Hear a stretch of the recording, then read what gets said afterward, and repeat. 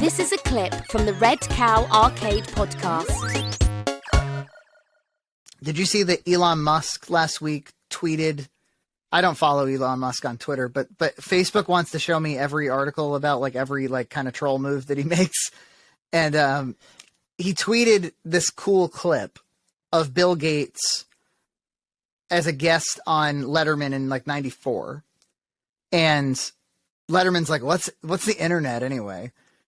And Bill Gates gives like kind of, a layman's like tepid explanation of it's so weird to watch somebody who has had such a big impact on the way we all live try to explain his vision for how we're all going to live and how we all did eventually live. But basically it was like, well, you can go on there and you can publish stuff and you can meet people who have the same unusual interests as you. And what is doesn't Ben Affleck say something on one of those Kevin Smith movies? Like it's for like people to complain about movies and look at porn. Yeah. It might as well have been that. And then Letterman's like, I heard something that you're going to be able to listen to a baseball game on the computer, right on the computer. And I thought, does radio ring a bell? And everybody laughed and laughed. Like, who needs this fucking computer? We've got the radio.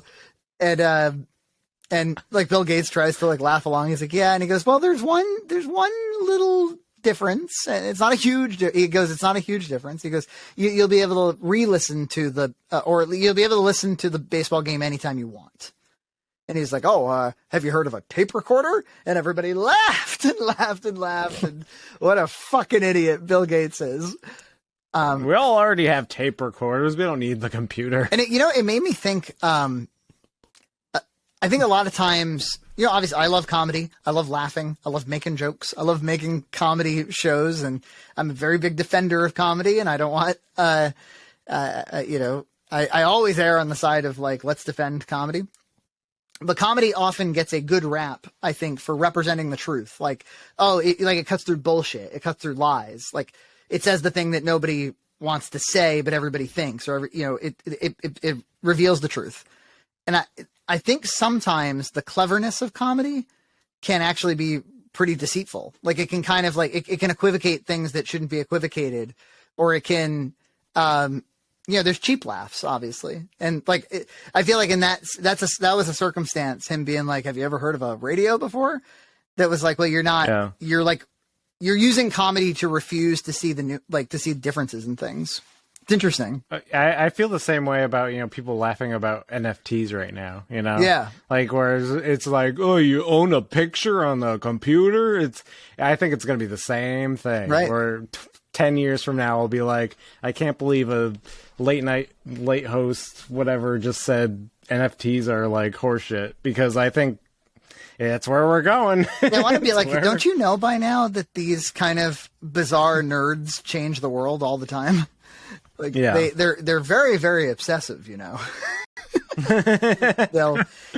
amass great fortunes, and then they change. And Mark Zuckerberg changed an awful lot.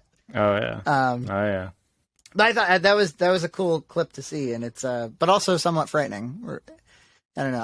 I'm sure for every clip like that, there's a million where somebody's purporting that the world's going to change in some way that it never changes. But it's certainly enlightening. I still have to figure out what NFTs are after commenting about them. Yeah, let's defend them, but I have no idea what they are. I just know I shouldn't.